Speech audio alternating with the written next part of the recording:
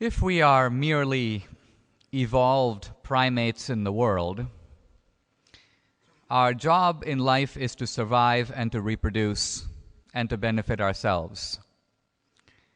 Why should we be good for goodness' sake? There is no goodness built into evolution.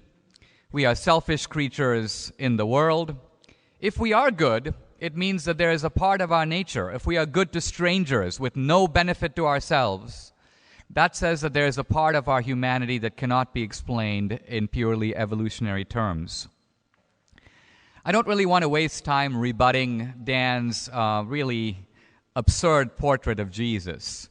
The idea that he took glee in hell. There's absolutely no passage where Jesus takes glee. Jesus is essentially giving you, in a sense, an emergency package for how to avoid this terrible outcome.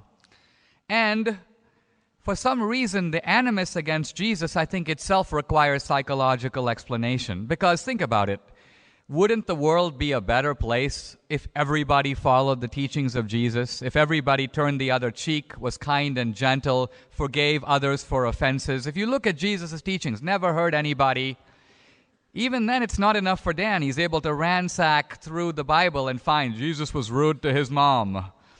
Things like that. It suggests to me, in a sense, of bitterness that I think is now become part, very often, not always, of modern atheism. I want to answer his point about sick people, because I think that the case for Christianity depends upon the acknowledgement of the following fact. Things are not as they ought to be. Anybody in this room disagree? I don't see any hands up. I think we'd all agree that we live on two levels. Here's the way things are. Let's call that the human level. And we all know, we can envision, we hope for a better world, perfect justice, perfect beauty, perfect truth. Let's call that the divine level. That's the way things ought to be. So there's a huge chasm between the way things are and the way things ought to be. And how do you bridge this chasm? The atheist goes, that's the wrong diagnosis. We're doing great right now.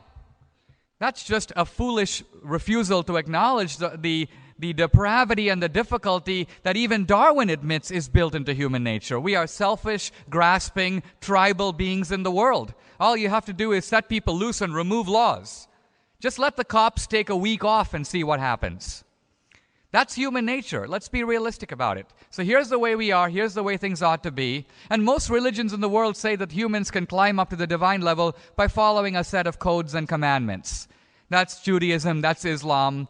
You follow a diet, follow these rules, and man can step by step move up to God. Christianity is unique and radical in saying, in effect, no. This gap is too big. We're sick in that sense. We cannot climb high enough to get to God's level. We can go up a couple of rungs, but it's ultimately not going to make a difference.